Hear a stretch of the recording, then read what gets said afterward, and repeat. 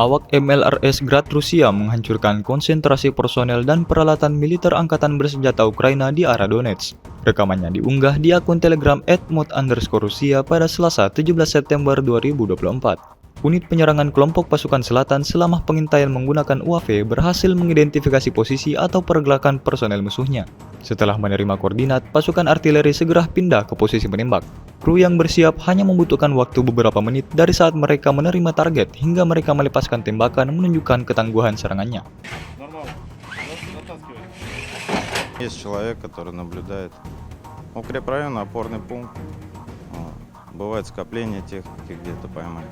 А в данном случае там скопление военной техники, ангары, большие ангары. Вот по ним отработали.